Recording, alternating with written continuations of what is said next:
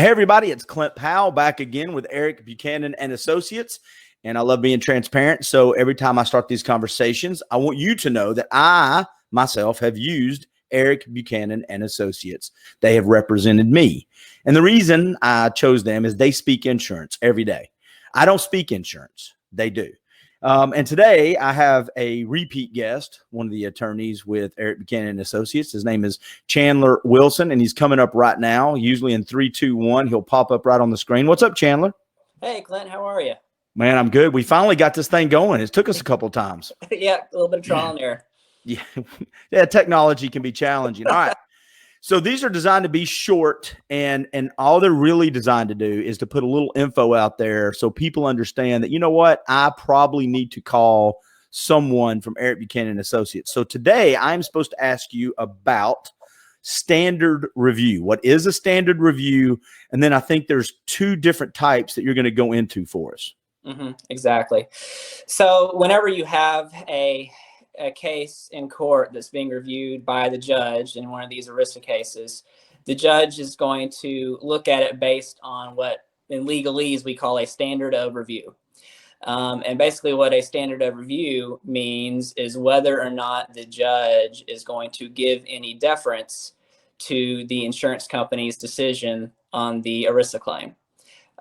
So first you have a de novo review, which means the judge is not going to give any deference. I need to stop you for a second because you ruined my opportunity to say de novo correctly. I was going to ask the question, and that's the only thing I was going to be proud of, but continue on, sir. I'm sorry, Clint. No, I said de novo. I feel good. Continue. Okay, good. So de novo review is just Latin basically for taking a new look at. So in other words, the judge is going to be looking under a de novo standard review is going to be looking at the evidence and whether or not the decision to deny the claim was correct. So there's no deference given to the insurance company's denial. It's just the judge looking at the evidence, deciding whether they were right or wrong. Okay. Now, on the other side, you often run into what we call arbitrary and capricious standard of review. And what that means in basic terms is that the insurance company's denial is going to get deference by the judge. So for a plaintiff to win under an arbitrary and capricious standard review, not only do they have to show that the decision was wrong by the insurance company, but that it was basically unreasonable, that it had no reasonable basis. So that's a higher hurdle for plaintiffs to clear. And, the big difference between de novo review, which is kind of probably what most people think of when they think of court, who's right, who's wrong, versus arbitrary and capricious when one side, being the insurance company in an ERISA case, gets a deference on their decision. I've had a number of these smaller conversations with other attorneys, other team members, and we've talked about things like meeting deadlines, what kind of research or documentation do you need? Are those the type of things that go into that arbitrary and capricious stuff? Is that why you tell people these are the documents we need? So if it goes down that road, we have the information.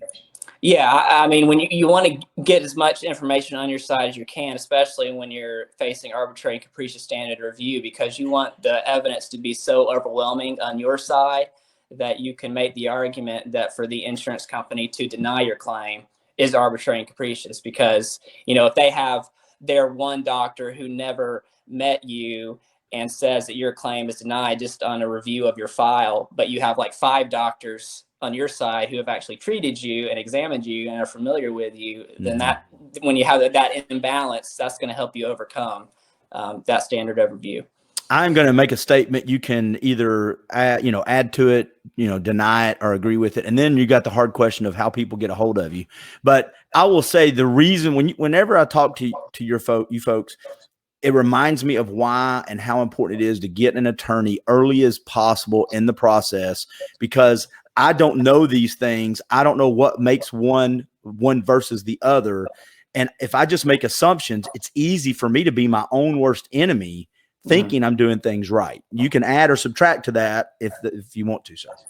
Right. I agree completely. There's so many, and if they don't, these insurance companies, they benefit from people not knowing the rules and the regulations. And so the, you know, the earlier, when you're starting to run into trouble with your insurance company, the earlier you can get an attorney to help you out, the less likely, you know, that is to happen where you do accidentally create a issue for yourself.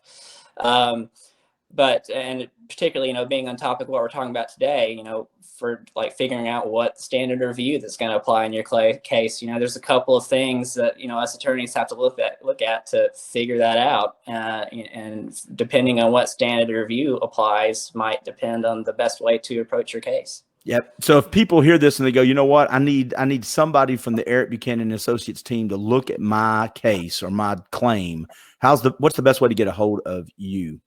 Absolutely. So just call our office at 423-634-2506. And you can also check out our website at buchanandisability.com. And Buchanan is spelled Buchanan.